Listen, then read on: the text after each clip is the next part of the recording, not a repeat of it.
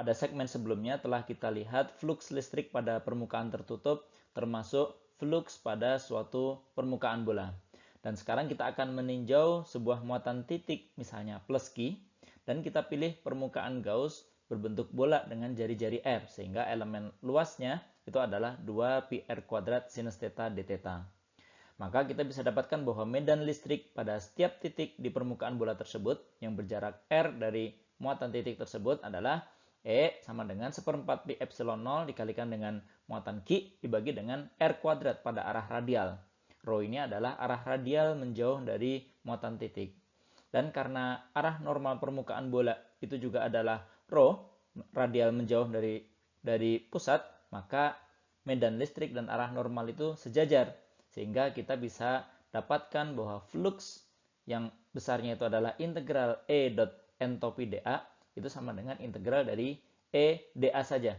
Dan jika kita masukkan semuanya, 1/4 pi epsilon 0 Q dibagi dengan R kuadrat untuk medan listrik, kemudian dA-nya itu adalah 2πr kuadrat sinus theta d theta, kita akan dapatkan bahwa flux itu sebanding dengan muatan yang dilingkupi dibagi dengan epsilon 0. Sekarang jika kita pilih bahwa muatan titik kita itu adalah plus 4Q, sehingga tentu saja medan listriknya itu lebih rapat dengan arah radial keluar, lalu kita pilih suatu permukaan Gauss V1 dengan jari-jari R1, maka elemen luas pada permukaan V1 itu adalah 2πr1 kuadrat sinus theta d theta. Dan medan listrik pada setiap titik di permukaan V1 itu adalah 1/4 pi epsilon 0 plus 4Q dibagi dengan R1 kuadrat, sehingga flux 1 itu sama dengan plus 4Q dibagi dengan epsilon 0.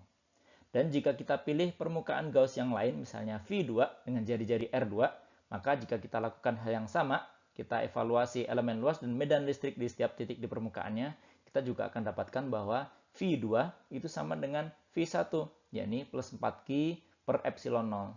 Maka kita bisa simpulkan bahwa untuk setiap permukaan yang melingkupi muatan plus 4Q, itu fluxnya akan sama dengan plus 4Q per epsilon 0. Sehingga V1 itu sama dengan V2. Dan jika kita pilih permukaan yang lain, misalnya V3, maka fluxnya juga akan sama.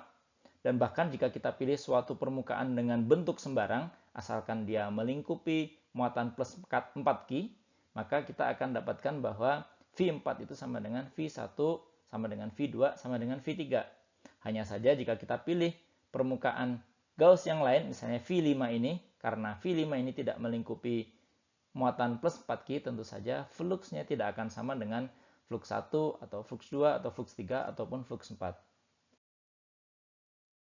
Sekarang jika kita memiliki lebih dari sebuah muatan titik, misalnya plus 4Q dan minus 2Q, lalu kita lingkupi dengan sebuah permukaan Gauss V, maka V itu sama dengan plus 4Q dibagi dengan epsilon 0 ditambah dengan minus 2Q dibagi dengan epsilon 0.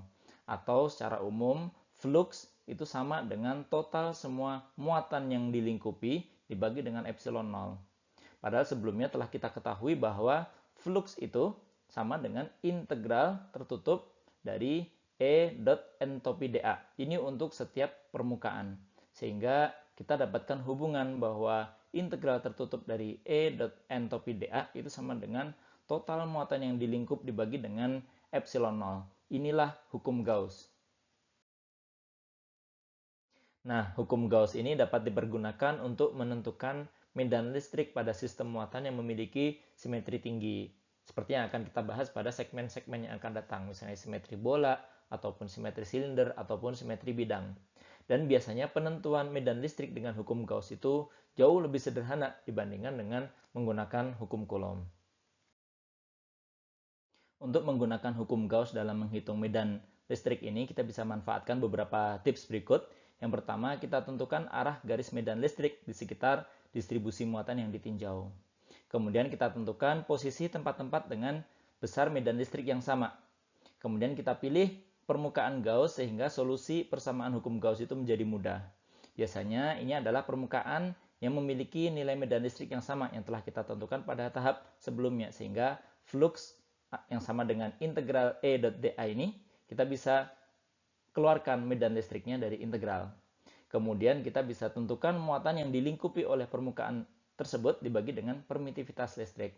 Karena flux itu sama dengan muatan yang di lingkup dibagi dengan epsilon 0.